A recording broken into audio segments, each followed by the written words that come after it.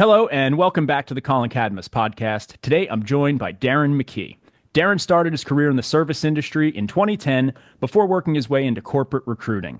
He then spent time as an operations manager before transitioning into sales in 2017, where he worked his way through multiple enterprise AE roles and eventually became the vice president of sales and strategic partnerships for Sky, until starting his most recent and current venture as the founder of his own training and coaching business, where he teaches the art of LinkedIn and social selling. It's safe to say Darren is absolutely crushing it, and if you're not already following his content or signing up for his coaching sessions, you should. In March of 2020, he had almost no presence on LinkedIn, but today he's got over 136,000 followers, and he cranks out top-tier content every day. Needless to say, I'm excited to get his thoughts on all that's changing in B2B sales and find out what he thinks is working on LinkedIn and with social selling in 2025. Before we get started, if you're watching on YouTube, please take a moment to subscribe to the channel, like the video, and leave us a comment if you have questions or feedback. If you're joining us from Spotify or Apple Podcasts, please drop us a review and let us know what you think of the episode. This is much appreciated as it really helps to grow the audience. Without further ado, let's dive in and get his thoughts. Darren, thanks for joining me and welcome to the show. Hey man, thanks so much for having me. That was a fantastic intro. I don't think I could have said it better myself. And you're really good at those. I've been on a ton of these, and most people aren't great. So kudos to you on that one, man. But happy to be here. Likewise. Thank you. And that might have been the first time I've actually done that without fucking it up. There's always a pause or like I say fuck and then I go back, and it's actually worked out because every time I fuck up, it makes the person smile and start laughing. Yeah. And then when it's edited out, it just looks like they're like sitting there smiling. And so I'm like, oh, maybe I should do that on purpose. But no, that one went smooth, man. That was good. Look, it's like, I feel like this is so long overdue. And I say this to a lot of people that I'm meeting with here, but particularly you, because I mean, I feel like it's just another, like, I feel like I know you, been following you. And I don't know if you know this. You probably don't. It's one of those things where it's like, you think people notice it, but they don't. But I took 2 years off of LinkedIn and, I got sick after COVID. I had some problems with the vaccines and stuff. But so I kind of disappeared for a while. And after coming back, the problem for me is like a lot of people fell out of my feed. Yeah. And I'm trying to like reconnect, and you finally popped back up and I'm like, oh, like, and now I start engaging and like now you're there every day. And like, so I'm trying to like rebuild my sort of feed back up, and I had lost a bunch of followers and all that stuff. So I've been kind of building momentum back up and reconnecting with people. But yeah, I mean, you popped up, I want to say a few weeks ago. I reached out to you, I want to say right away.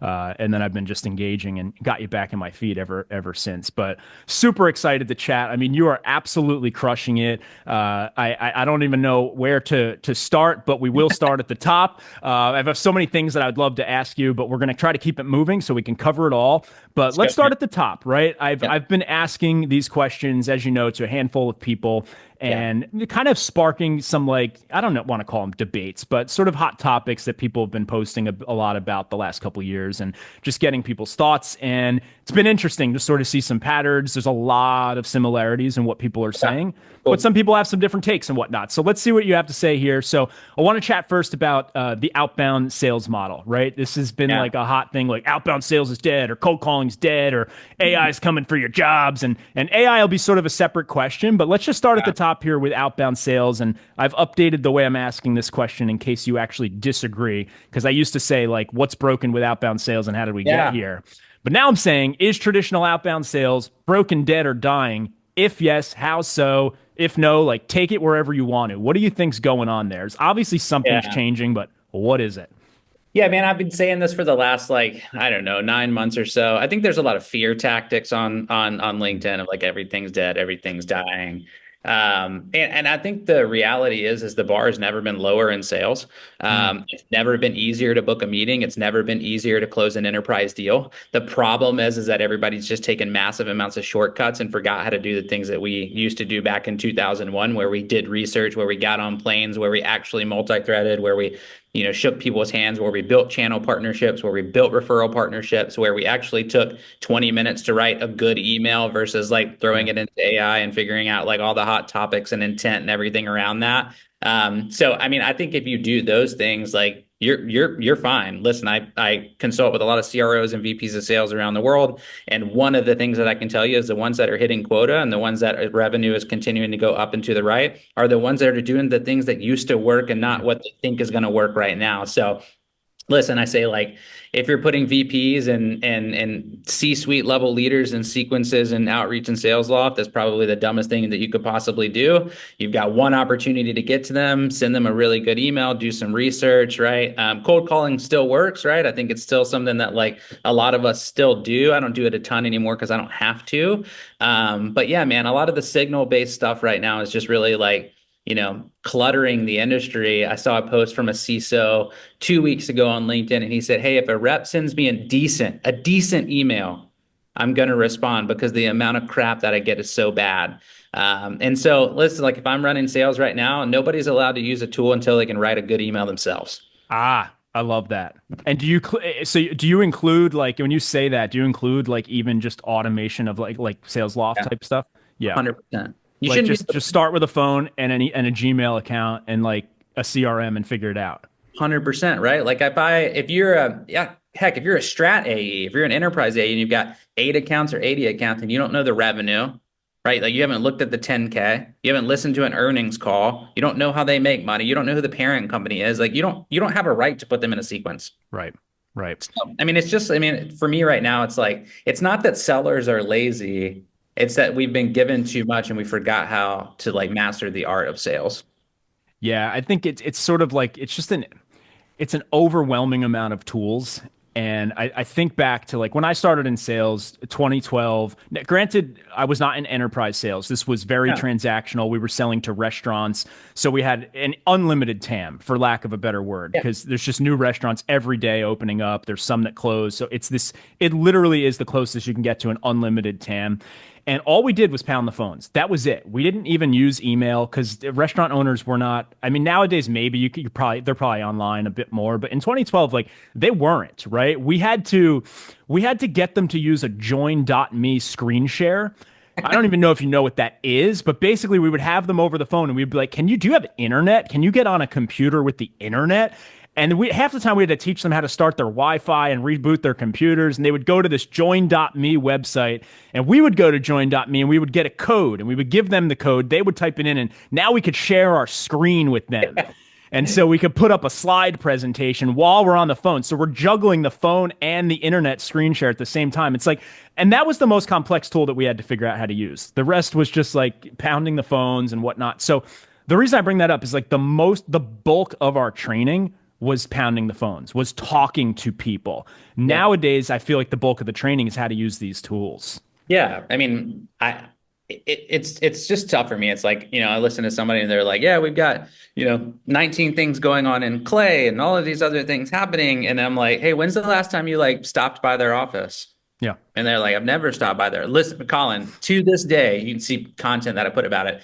My top target accounts, I will walk outside of the office and take a picture of me in front of the logo and tell them I'm downstairs Love and get in per like the stuff still works, right? Yeah. So I don't know. It's kind of an interesting time. I tell it's never been a better time to be in sales. It's never been more lucrative. It's never been an easier time to stand out on LinkedIn. It's never been an easier time to be in sales. Like this is the moment, man, like that we've all been waiting for. Yeah, it's time to step up to the plate. It's time to test new things. I think one of the things where people are just falling short right now is kind of we've fallen in this habit of trying to look for proven playbooks, right? It's just sort of the way the industry works is like what's working. But now we're in that mode of like you got to figure out what's working. You got to take some risks, take some tests, try some new things, but don't lose the fundamentals, right? Don't lose the stuff. We just talked about this with Alex Smith, an old coworker of mine, on the last episode. She said the same thing. She's like, just stick to the fundamentals and then use the AI and the tools to amplify that, 100%. not to like chop it all away. If you're starting with the tools and then trying to sprinkle in the fundamentals, it's backwards, right? I think Yeah. is I what mean, we're I'll give you an saying. example. Like I normally do, let's just say I'm calling in Home Depot and I'm about to have a meeting with them like tomorrow, right?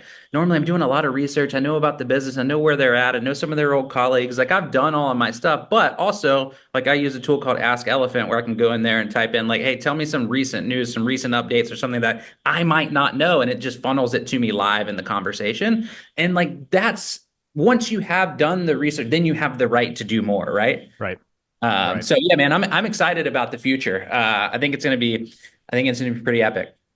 Love it. So, well, let's talk about. So, I mean, we kind of, I guess, eased into this a little bit, and we're obviously agreeing for the most part that outbound is not dead. Yeah. Some things are changing, and you just got to kind of roll with the punches here, and figure out how to use these tools and not get don't get stuck in the deep end, right? Just drowning in like tool overload. But what do you think's working today? I mean, aside from the fundamentals, are there some new things you would say like this actually is something, like intent or signal based stuff? Is there anything like that you think is like we need Yeah. to be doing?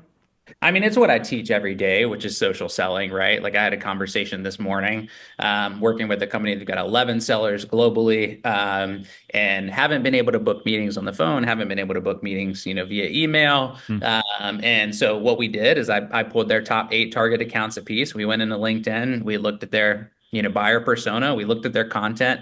Literally 60% of their buyers had shipped content out within the last 30 days, Mm. and they had no engagement. They were nowhere to be found. There was no comment there, right? And so just a simple comment, right? Like it's lit. Your buyers are sitting beside you in a coffee shop and you're ignoring them, Yeah. right? And so what happens whenever you drop a really good inquisitive comment on that post, and then you do email them, they're like, that's that guy from LinkedIn that dropped that good comment, right? So there's familiarity in there, which is really, really special. And when you combine that with content that teaches your buyer something, then you become a SME, right, in the space. Like I tell sellers all the time this, right? And this is something that changed everything for me over the last 5 years. Like now that I sell into revenue leaders, I do these podcasts, but I never used to do podcasts that were sales related. Hmm. I never used to go to sales conference. I didn't hang out with salespeople. I hung out with my buyers. I got on talent development podcast, right? Yeah. My whole feed was full of my ICP. My feed was not full of salespeople, right? And so, like, one of the things that I look at every time I look at an AE, I'm like, hey, open your LinkedIn, let me look at it. It's just sales crap. Yeah. AEs and VPs of sales and consultants that are GTM people now that are telling you what to do. But I'm like, where are your buyers? Yeah. What are you doing? Where are the manufacturing leaders? So right now, that is really working, is custom curating your feed based on your ICP and actually deeply engaging with your prospects and teaching them something, man. Yeah, I'm glad you brought that up. I noticed that, I mean, I can't even remember what year I started posting on LinkedIn. I want to say it was like 2019 or maybe 2018 or something. And at the time, it might have just been my feed, but didn't feel like there was like a lot of sales content, right? There was John Barrows. There were like a few Yeah, OGs that were like doing this stuff. But yeah, it sort of turned into a thing where like I noticed like if people were just in sales, they started creating sales content. And I started to notice like a lot of them, like you said, they're not selling to salespeople. They're not targeting salespeople. The area where I think it makes sense is if you're like a VP and you have to do a lot of recruiting for sure. and you want to show what it's like to work with you, show your leadership style, like that stuff makes a ton of sense. But yeah, it's questionable. It's like some people are building good audiences too, sharing sales content, but it's like, what are you getting out of that, right? For If it's 100%. not connected to what you're selling. Yeah. Yeah, I mean, a lot of people don't know this, but like the entire demographic of LinkedIn, 13% of it is sales and marketing. The rest of it is not, Yeah. right? I mean, I'm bringing plumbers to the platform, electricians, doctors, physicians, Yeah. you know. I mean, the amount of people that are in different, and you just got to get out of that little vortex and that little bubble that you're in, and really remarkable things start to happen. Yeah, I've noticed too over the last, I don't know, since I came back on LinkedIn after the break, I've noticed far more often that I have to clarify with people in the comments, oh, hey, I was referring to B2B SaaS. And I Yeah. think that's a good thing. It means there's such a wider variety of people coming in. And so, like, I used to just, I just talk about sales and I just have always assumed people kind of know my industry. But now you get sales guys coming from all over the place from sort of legacy industries that are, we're not on LinkedIn a couple of years ago. And I Yeah. think that that's really cool. It's funny. I laugh about this a lot. It's like you like sometimes I have to realize how dumb we sound Yeah. Yeah. whenever we're talking about B2B sales and TAM and ICP, and like you walk up your neighborhood street and the people look at you like you're a psychopath, Yeah. and you realize that like our industry is just so small. And I think it's so funny. People care so much about SaaS and care so much about like enterprise sales and like what to do and what's wrong and what's right and like how fast you should respond to things and the intent features and all these things. Like we're not surgeons. Like I mean, I would be on my laptop and on my Slack and on my email all hours of the night, like responding to people like, because I thought time killed all deals, all that kind of crap that I was told my whole life, right? Now it's like, no, quick, dumb responses kill deals, right? Like, Yeah. and so I wake up in the morning now, 10 o'clock, I'll respond. My buyers appreciate that. They don't want to hear from me at midnight. So I don't know. It's just kind of I'm learning a lot about putting myself into buyer's shoes versus like becoming an elite seller. Yeah. Yeah. I think that's a lot of what we need to do today because the buyers have options, right? They can do research on their own. They can figure things out on their own. They can essentially make purchases without speaking to us for the Sure. most part, if they want to. And so if we're not thinking about how to like actually make their side of the process better, it's like, what are we doing? Right. Yeah. I mean, But I love what you said. yeah, Sorry, love go it. ahead. No, you're good. Go ahead. No, I was gonna say I love what you said and what's working for you because it aligns with what I had put in a course that I made a few years back. A large part of what we wanted to try there was a bit of an experimental course. It was like, let's try these things, and it started out as a bit of a community. And the idea was like, we wanted to say like, what if we take like our some of our top accounts that we would normally just run our regular motions to cold for the most part, and instead, let's like set them aside and for 90 days, let's do social engagement with them. Let's follow them on multiple channels. Let's chime in, not excessively, just enough to do what you said where there's some familiarity. And then let's plug them into your regular outbound system and just see how the results differ. And it wasn't the same for everyone, but there was generally an average of like more engagement, more response rates, more Yeah. people saying, "Oh yeah, I think I saw you," that type of stuff. So like this stuff totally works. It just you have to take the time to do it, right? Yeah. Yeah. 100%. I mean, I think the only other thing that I would add, if I look back at like meetings booked over the last 2 years and what's been the highest. So if you're listening to this, like take this, run with it and do it. I would pick a city every single Hmm. morning. And I would say, hey, I'm going to be in Nashville on November the 3rd, meeting with, Joe, Sarah, and Tom, if I've had those meetings, like I'm not going to lie about that. And then tell them I'm flying in. And I would book an entire day of in-person meetings in those cities. Went to 17 cities last year. And yeah, and I didn't have to do like all the stuff. It's just like I emailed every VP of talent in Nashville and said I'm in town and I booked 7 meetings, right? Which is just it's so easy, but like everyone's so scared to get on a plane. Yeah. Yeah. It's Yeah, weird. you give people a little bit of remote work and then all of a sudden they're like, "Yeah, I don't know that I want to, Go commute." meet some people, Yeah. man. Like Yeah. we're not built to sit in our homes all day long. It's really not good for you either. Yeah, it's Yeah. so bad. I mean, that's why I have a home office. I come in the office every day.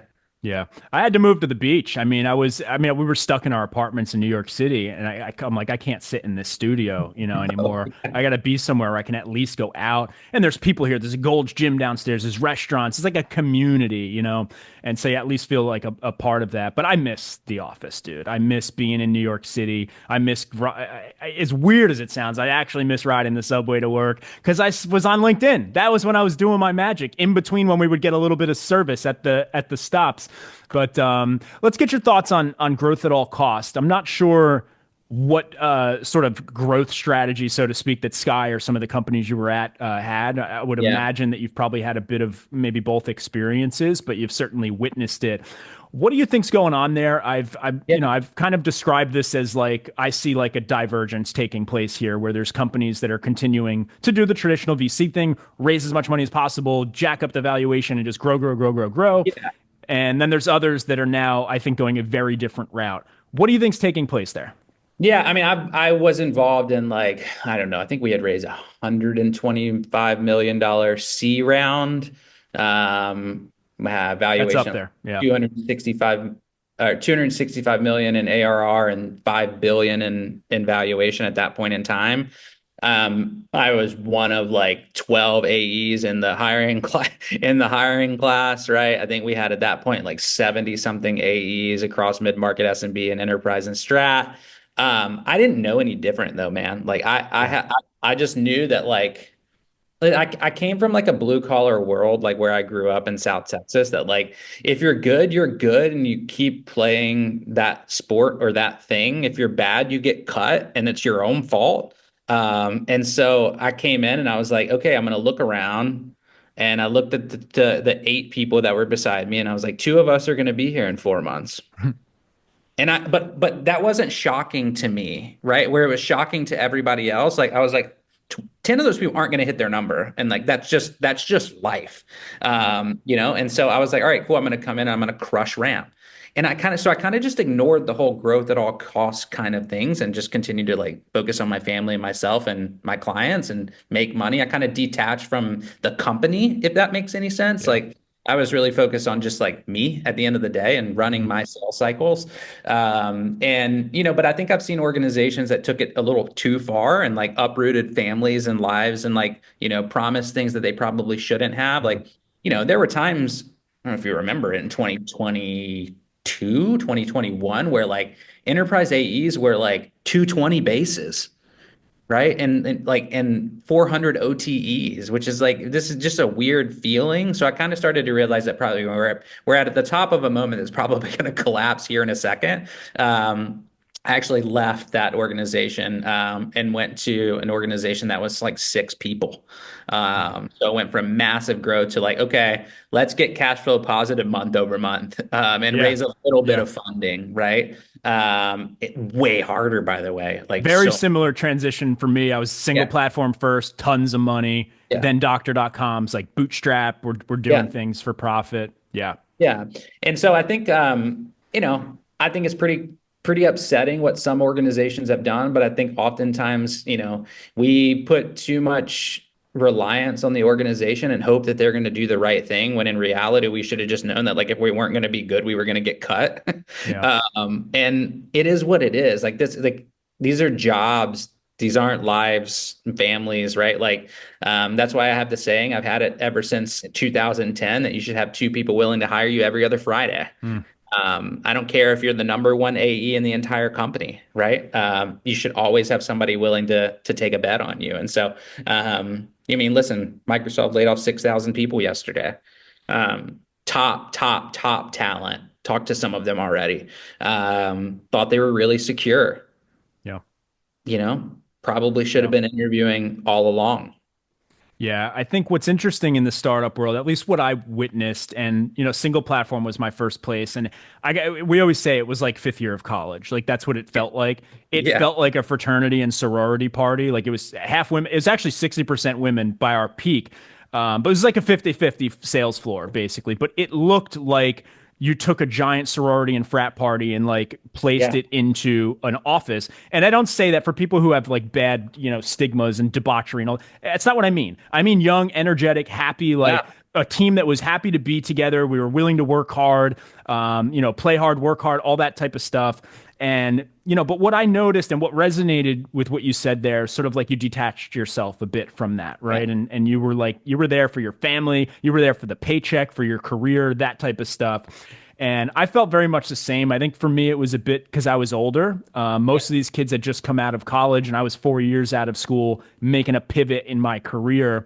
So I kind of knew like I'm not gonna fuck this up, right? Like I already like wasted 4 years in a job that I ultimately didn't like at CVS. So I was just like heads down. Everyone's going out for drinks afterwards. And I just kind of like went home and like for the most part like was just very focused on the role. And I think that might be part of what makes it really hard for people because they actually do turn this into a family for themselves in many cases. 100%. They become Yeah. best friends, they become roommates. A lot of people from single platform got married together. And like, so if you lose your job from a place like that, that is fucking, that is, it's worse Yeah. than like losing a girlfriend because you just lost a whole group of people that you're in love with. Oh yeah. I think oftentimes too, we're similar ages, right? I don't know about your family. My dad worked for the same company for 43 years. Yeah, my dad was at Merrill Lynch my whole life, So basically. like, I never had him come home talking about like, rifts Yeah, or layoffs or things happening. We worked at DuPont yeah, forever, And so it's like now, if you make it 4 years, you're a legend. yeah. Which, it is, kind of it is what it is. So I mean, I don't necessarily blame companies too much. I don't blame the individuals. I think it's just like, sometimes you get in a shitty situation. And one thing I tried to not do is ever get really soured on the industry or soured on a leader or soured on a company and just realize that like, there are good people there and there are bad people there. And I'm going to go find that's why I stopped following companies and I started following leaders. Yeah. Yeah. And sometimes there's great people that are just making bad decisions or bad mistakes. Yeah. And I mean, it is the nature of the game. When you think about startups, like most of these founders are figuring this out for the first time. Yeah. Most of them have no training in how to be a CEO and a founder. Most of them have no clue how to lead a VP of sales or salespeople. Like they're figuring it out. And so, yeah, I definitely was surprised at like, I guess the turnover and all that stuff, but it's just because there was no expectation setting, right? There was really you get sold a dream and that type of stuff, but you come in and you figure it out and you sort of just have to accept it. Like it is what it is. You might bounce around, but you also have this tremendous opportunity that you won't get at like Merrill Lynch or DuPont. I think you said your dad was at, Yes. right? Like they had to take 10, 20 years to move up the ladder and they Sure. weren't getting promoted every 6 to 12 months. Like No, it yeah. was a long journey, right? 11 promotions in 43 years, I think. I mean, Yeah, yeah. yeah. Yeah. And We're so we're we're we we're we're a little hard on ourselves these yeah. days. Yeah. Yeah. Agreed. Agreed. Well, let's jump into AI. I'm excited to get your take on this. Yeah. Wherever you want to go with it is fine, but I'm sort of focusing on sort of the AI SDR, the outbound sort of stuff. Like, what do you think's going on there? Are these things taking people's jobs? Are people safe? Is it really just a tool people should be using? What do you think's going to happen? Yeah, I mean, I'm probably not the best person to talk about this just because I haven't dabbled enough to where Or I have. maybe you want to talk about AI with social, like on the Yeah, content side. I can talk about it that way. I mean, I think from an AI SDR perspective, I think there's a potential where it makes sense if your average contract value is extremely low and you're one call closing. Hmm. I think that might make sense. Or disqualification of people coming in early and saving that time up front. There's some avenues where I do feel like that is possible. I haven't heard of an enterprise AE getting replaced yet by an AI AE or an Yeah. AI SD. I don't even know that I've heard of an SDR getting replaced by an AI SDR yet. I've heard of some Yeah. companies bringing them in alongside to help implement and enhance, I guess. And from where I do have a lot of thoughts is the AI on social, the AI on content, the AI on commenting, the AI on DMs, and that type of thing. I'm a pretty strong I have pretty strong reactions against it. So, one of the things that I hate to see is when I log into a sales training and AEs are automating their comments, they're automating Mhm. their DMs, they're running all of their posts through, Chat GPT or Perplexity or whatever they're using. And unfortunately, like going back to what I said at the very beginning, like, man, you do that enough and you lose your touch, right? I play a lot of golf. If I don't play golf, I'm gonna forget how to swing. I'm gonna Yeah. forget how to putt. I'm gonna forget how to chip, right? If I stop going to conferences and I stop building channel partnerships and I stop writing inquisitive comments and I stop writing my own content, I stop writing my own emails, eventually you get to the point where you forget how to do that shit. I don't care if you were the best in the world at it. And so, it's interesting. I've got two kids, an 8-year-old and 5-year-old. Like 8-year-old is starting to understand what AI is at this age. So like I think we're getting to the point where like we have to be using it, but like they're not allowed to use it until they try themselves first. Yeah. Right. So I think there's prerequisites around like what we should be doing. But yeah, man, like I mean, not to go on a tangent here, but like we're seeing massive amounts of people get kicked off of LinkedIn because of automation and AI in their social selling strategy, right? Like every single day, I get a text message that says, "Hey, man, I'm locked out of the account. Can you email someone for me?" And I'm like, well, what were you doing? That we had 4 Chrome extensions. We had a little press button to get email. And then we were automating DMs and I had an EA working my content.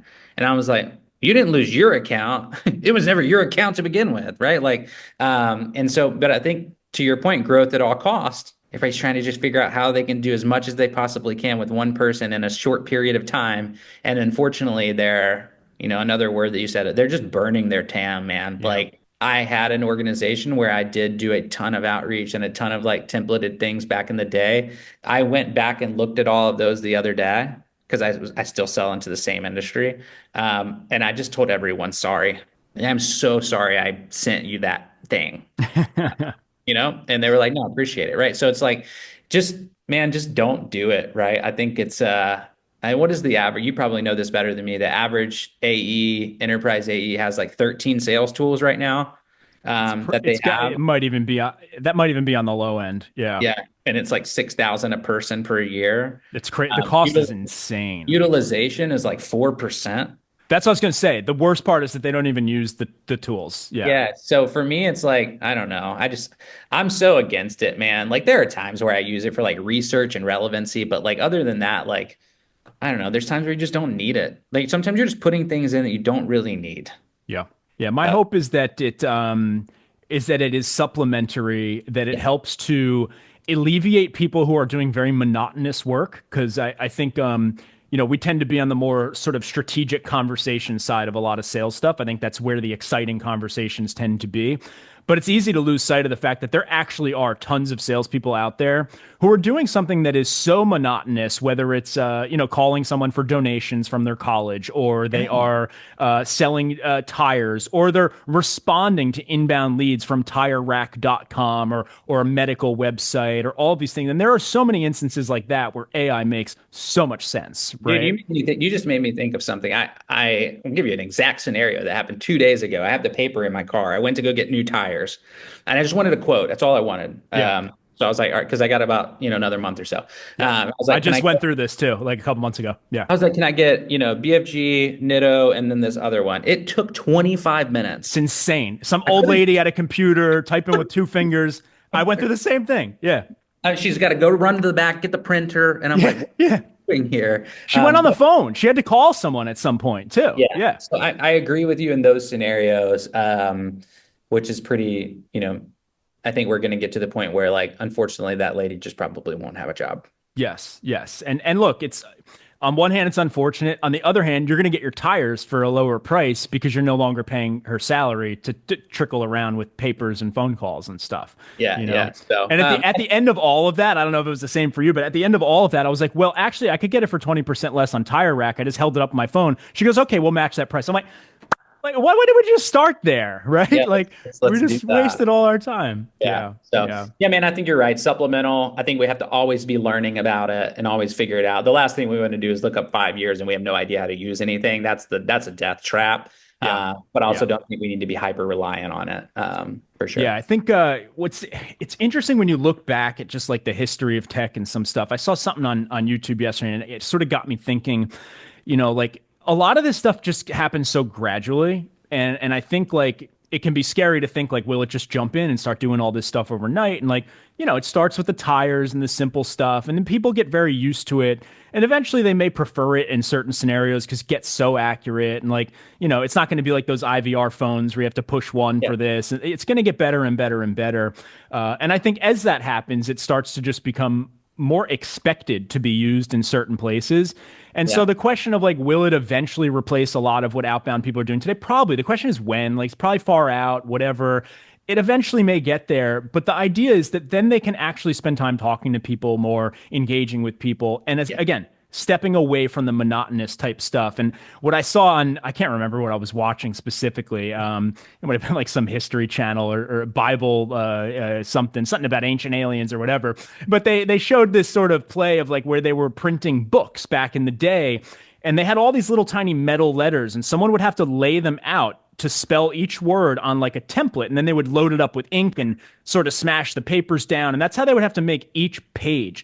And that got me thinking, like, if someone told him about the laptop or the typewriter, he'd have been having the same questions we're having about losing our job to AI and stuff, right? But like, there's no way anyone misses like having to spell out each word with these tiny little metal letters to make one page of a book and then print it, then do the whole thing over again. Like that's what it took to spread information around back in the day.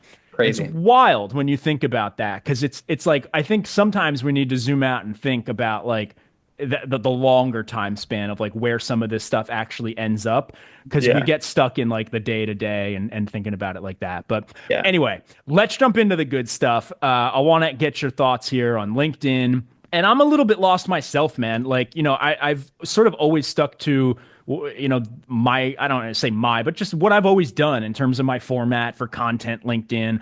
I'm generally a guy who likes to read text on LinkedIn. It's the reason that I always liked LinkedIn, actually. I wasn't huge on watching videos. And I just found that like when I spent too much time on Instagram back in the day, like I didn't learn anything, right? I'm just like looking at stuff and it's like, it grabs your attention. And then you're just like, what am I doing? Right? What am I taking away from this? And so I really gravitated towards LinkedIn. Like that's why I loved it. Cause I'm reading tons of good stuff, Yeah. valuable insights. And, I'm a little bit in the camp. Maybe a little jaded old guy who's like, not super comfortable with all the changes yet, but I'm trying to figure it all out. But what's going on there? Like what's working on LinkedIn today? What isn't? If you want to, obviously don't give away, the product for free, but I'll give what do away you think's going on there? Is it that there's like one thing everyone should be doing, or is it like there's different things work for different people? Wherever you want to go with that. Yeah. So I have so many thoughts on this, but one of the things that does really frustrate me, right, is the people like us, right, who have been on the platform for a long time, who used to get massive amounts of engagement, and now are not. Yeah. I see it every single day. LinkedIn is dead, blah, blah, blah. Like it's all going away. I'm going to Oh, and Substack. and they also don't give us top voice badges, but they give them to people who have 3,000 followers and 0 likes. Yeah, I can't for the life of me figure that I one actually out. don't think that those things help. But anyway, that's for another conversation. Yeah. It's Hey, demotivating to people. I've never got one either, right? I posted every day since March 3rd of 2020. I missed one day in that cycle. I think that the only thing, because I'm coaching a lot of folks in similar shoes of what you just mentioned, a minute ago. When you first came on the scene, when we first came on the scene, we tried hard. Hmm. We connected with people, we followed people, we dropped a lot of good comments. We tried to make really good content. We connected with second and third degree people. We were builders, man. Like we were doing the thing, and then all of a sudden we got to this point where we're like, we made it. I don't have to do all that shit again. And that's when everything continues to collapse for these folks that have 100,000 followers that can't get any engagement anymore. It's because they stopped doing what they were doing prior. And quite frankly, these new guys and gals that are coming onto the scene right now are much better than we were when we started.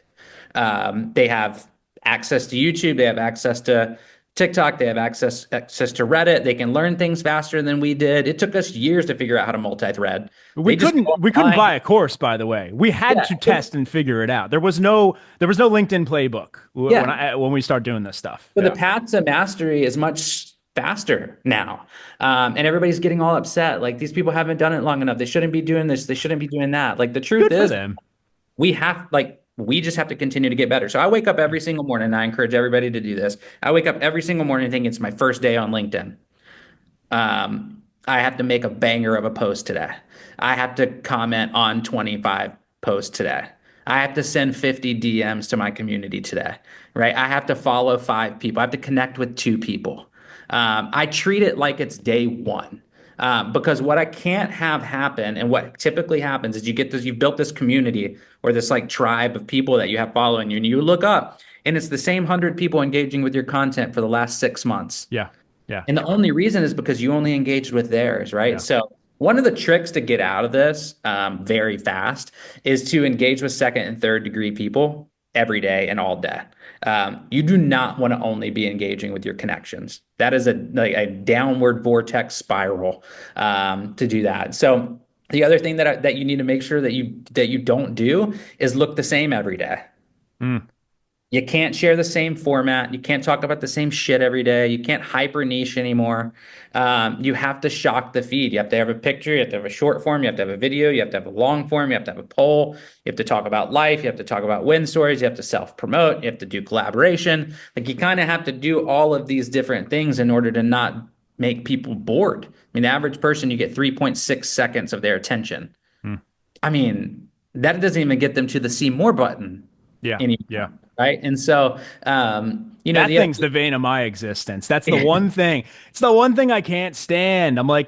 So, and I'm being the contrarian here and a little bit of a yeah, pessimist, but I mean, but the downside for me, and I understand they're testing things, seeing what people like, and maybe younger people enjoy all the photos. For me, it's like, to me, you just took the value away. The value was reading something valuable. Now the screen real estate is someone's selfie. And I'm like, so now if I spend 5 minutes scrolling, 90% of what I'm seeing is useless. It's the selfies that are, grabbing your attention because it's manipulating your brain, but it's not really where the value is. The value is in the text. And so that for me, I have a bit of a gripe with that because you don't have to push the more button to see the photo. You have to No. push it to read the value. And I Yeah. find that to be a little bit strange. You can change that, right? How so? Can you? Yeah, you just go every one of those selfies that you see, you just say not interested. I don't Oh want to see. yeah, yeah, of course. You But I do like their that. content. That's the thing. Like I like it. I They're mean, writing a lot of people are writing good stuff. They're putting the picture there and it's fine. Look, I'm not like a hater on what people are doing. Like it's great. But just for me as a consumer, like I'm thinking as I scroll, I'm seeing less of the thing that I perceive to be value, which is the text. And so, what I would like to see, a recommendation, if anyone in the LinkedIn gods are listening, but why don't you give us the choice? Like, let us maybe like have a tab where, they put the video tab, which is nice, like a separate thing. But when you're in the regular tab, you're still getting videos, you're still getting pictures. Why not just have three tabs, like text? That would be kind of cool. Then you can like look at maybe I what can you want to message look at. maybe I can message someone for you. Hey, if they'll listen to you, man. I mean, one Uh, thing that I've noticed is that people make a lot of great recommendations to LinkedIn. Doesn't seem like they ever listen. yeah. But look, I mean, they've got the information. They know what they're doing. They know what people are enjoying, what they're not. And a lot of this stuff is a test. A lot of it, they don't know if it's going to work, Yeah. and they're just playing around. The And average happens. B2B buyer in 2025 is 34. So you got to think about that. They grew up watching video, Yeah, grew yeah, up with selfies, they grew up with that stuff. So they're the ones that are dominating the feed. The 35 to 55s, unfortunately are getting phased out on what they love because they yeah, have to always LinkedIn has to be thinking about the future, which is why now the trends are happening all over the platform with video, right? Like they yeah. have to think that way. And so, it's kind of an interesting time. But listen, I there's a reason why an SDR in Des Moines, Iowa can get more engagement, impressions, and followers than the CEO of Deloitte. And the reason is because of reciprocity, and the amount of comments and the amount of giving and the amount of conversations that those people get into on a daily basis. It doesn't matter what your title is anymore, on LinkedIn. If you're giving a lot, you're going to grow a lot. Yeah. Yeah. So, Let me yeah. ask you a couple specific questions here, just little follow-ups, just that I'm actually genuinely curious about. So, I have never been banned from LinkedIn, with the exception of one time I got locked out of my account, and still to this day don't really know why. My theory, they said that I was using automations. The only thing I ever had was Buffer. And so at the time I deleted it, I said it's approved, it's on your marketplace. Like I had been using this for years to schedule out posts, didn't think there was anything wrong with it. But they essentially gave me a very vague answer at the time. I think they thought I was using AI, which I definitely was not. Yeah. I never have. I don't even know how to set that up. Like I don't even know how they do it. What's your general recommendation on a tool like Buffer? Like I'm not using it now. I've never installed it back, but I really miss it. Are you using that? Is it safe to use that? Do you have any thoughts on that one? I mean, they're on the marketing list. I looked at it yesterday. And they So, were that's why I think they false flagged me. I think what happened was I was commenting too fast because I am literally fast when I'm responding to comments. Like I'm not sitting on LinkedIn for 2 hours doing it. And I yeah. think they were just trying to figure out how to catch AI, and I somehow set off their like That radar. happens though, man. Like they make Yeah. mistakes. So Yeah, I think I that's got all it logged out. was. I got logged out 2 weeks ago for the first time ever. Yeah. And I logged back in and it just said, "Hey, agree to not use automation." And I was like, "Okay, I don't use automation, so whatever. I'm not really You were worried about moving too fast, it." probably. I mean, I responded to 212 comments in like 15 minutes because I was busy and I was A just human can do that. yeah, Yeah. yeah. Like, Yeah. thank you, Yeah. appreciate you, have a great day. I appreciate the Right. same 10 different responses I was writing. I mean, you can get seen as a robot. If you play like a robot, you get seen as a Yeah. robot, which is, I think they're figuring it out, on Yeah.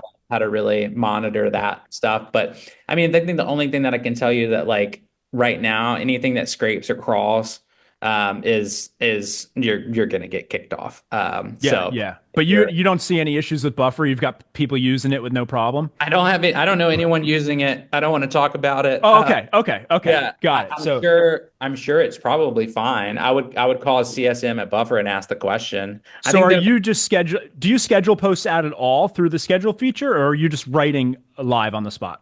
I write all well. I'll schedule for the next morning via just the LinkedIn scheduler. So I Okay, so write all you're my using that. content during the NBA games at night. So the night before, I write my content for tomorrow, and then I schedule it for here's a quick hack for anybody listening. I schedule for like 7:17 or 7:26 or 7:41. If you schedule at 7, 7:15, 7:30, 45, or 8, you get bundled up in everybody else's bell Yeah. icon, and it's really hard Yeah. to stand out. So don't schedule on 15-minute increments. That makes sense. Yeah. And do you notice any difference with the engagement when you schedule it versus if you're just actually typing it in I straight away? don't. People say that there is. I think the only thing that I would tell you why people probably feel like that is like they forget that they scheduled it and they weren't engaging prior and after. Yeah. But Yeah. I mean, again, like there's been times where I put up a post and then went to dinner with my family for 3 hours and came back and it flew. So like Yeah. I don't think anybody ever really, nobody knows. No, Everybody it's has it's that hard to know. any algorithm report you ever read is all garbage. Yeah. None of it's real. It's It's just awesome. It's all just yeah, gut intuition based on a very small sample size. It's like yeah. if you go around and ask a sales team like what's working for their cold calls like today, like they're all going to tell you kind of something Yeah. like different and stuff. I mean, Yeah. I can Yeah. look at my content and tell you what works. Like long form, step by step teaching content is doing really, really, really well, like absolutely dominating. And then any type of content where I like shout out a company and an individual doing great things. Like I called out Henry Schuck at Zoom Info the other day and it has 60,000 impressions. And then I called out Mercedes Benz in a social selling post that has 295,000 impressions. So you're bringing multiple audiences to the table. Those Yeah. are the two things that really are working right now. Other than that, it's like, I don't know, create good content. And, you know, me and you know this, the content that gets high impressions isn't always what makes us money anyway. Oh no, no, it's just what grows the audience. It's Yeah. usually not what makes you Right. money at Yeah. all. The ones that usually only have like a handful of people on them are actually the ones that Yeah. drive money. Right. Yeah. This one we don't, let's just spend a few seconds on this, but because it's not relevant to most people. But are you at the 30K limit, and how do you manage that? Yeah. Man, I get that question all the time. I have 24,000, like 400 and something. Oh, so you've still got room to go. I've Yeah. got 5,000, a little over 5,000 pending right now. Um, so I only accept people that are active. And by active, I mean they're sharing content and they're commenting or reacting to content. They're in my ICP, or we have a ungodly amount of second degree connections. If Yeah. you don't have one of those three, you're just going to chill there for a long time. So I wish I was more picky because I, I I never. It took me a long time to hit the limit. I actually hit it recently, Yeah. but I used to just accept anyone who requested me. Same. And Yeah. now I like am now I'm in a position where I have like 5,000 pendings, and it only seems to stay there. I think they delete They some. do. Yeah. Yeah, because it doesn't, the numbers stop going up, and I know that I'm still getting new requests. So I think they do delete them, but yeah, now I'm in a position where I have to groom the list every time. But I did notice that like that might have had an impact on like general engagement, just because when you can accept 20 to 30 new requests every day, and then all of a sudden you can't. I think that had a little bit of an impact there. But Yeah. in terms of social selling, so maybe it's sort of separate from just the content creation side. Do you have tips there? What do people need to know when it comes to the social selling piece, the personal brand piece? Where do they Yeah. start? What do you want to give there? What's a good Yeah. nugget? I'll just give you one thing that'll help you hit your number this year or next year. So it's 531. I've been doing it for 2 years. So every single morning, you log into Sales Navigator and you go to your 5 accounts that you're going to go after today. You're going to do the little toggle thing on the right that says posted in the last 30 days. You're going to type in your persona up at the top. So talent development or CRO or whatever it is.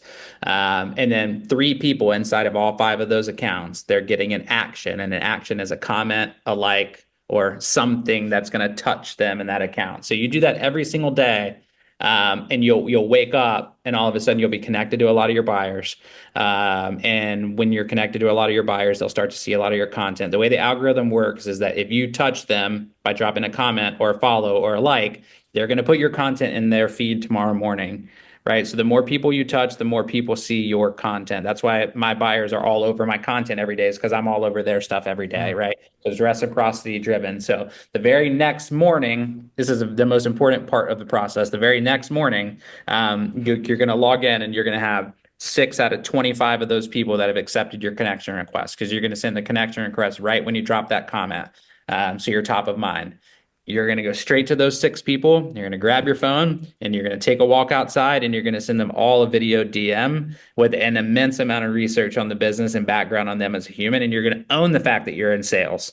You're going to own the fact that Yes. you saw pain and that you have a solution. And you're going to give them 2 times in the next 3 weeks that they can meet. You do that every single day, you're booking at least 1 meeting a day. And this I is noticed you said go outside. How important is that for the it's video? the most important part of the whole thing that I just said. I had a feeling it was because no one does Nobody, that. no, well, the reason be, and I ask every buyer why they respond. They say, well, you weren't looking at a screen in AI and trying to, and learning And about holding a whiteboard. holding a whiteboard. Like, go outside and talk about waste management, right? Like, and so now I do it every time I'm taking a walk. I take a walk every day out here and I send 5 or 6. And they're critical, man. And they get massive amounts of responses. I love it. That makes a ton of sense. I love the going outside piece because every one of those messages I get, for a while, I listened to them when people first started doing it. I've kind of tuned out now because they really are all the same. They're often holding the board and they misspell my name So half the bad. time. And Yeah. yeah. But hey, man, we ran through this hour so fast. There's so many things I could ask you. We'll have to definitely catch up again sometime. But do you want to give us a quick shout out on what you're working on? Who should reach out to you? Who should get involved? Looks like you're selling, I think it's like 5 different sort of offerings, right? Yeah, I mean, you can go to the website. It's just darrenmckee.co. I do cohort-based learning. I do one-to-one. I do a lot of team trainings. I do some retainer type stuff. And I'm starting to do a ton of speaking around the world at like SKOs and leadership offsites. I'm at Cisco's global conference next week speaking. And yeah, man, it's been an absolute blast. I'm not supposed to be in this seat, but I'm totally just like relishing in the moment today. But yeah, man, enough about me. You did a great job, and I appreciate you hosting a really good podcast and coming prepared. I go to a lot of these and they suck, and this one was pretty good. So man, I appreciate you a lot. Well, thank you. I appreciate that as well. And I've got your website down in the show notes. Is there anything else you want me to link down there? A Twitter, a YouTube, anything else? Nah, man, that not Instagram and Facebook, but just see a bunch of family pictures. So I wouldn't do that. Okay, so you're all in on LinkedIn. I'm all in on LinkedIn. Unfortunately, it's probably a bad idea, but hey, we're here. No, I don't think it's a bad idea. Actually, I think the other sites for me are mostly a distraction. Yeah, go where you're getting results. So DarrenMcKee.co, check him out, connect with him on LinkedIn, engage with his content, join his group sessions, and we'll have to catch up soon, man. I feel like I could ask you questions for a few Dude, hours. So just call me whenever. We'll chop it up whenever. good stuff, man. All right, Take care. peace. Talk Bye. soon. Bye.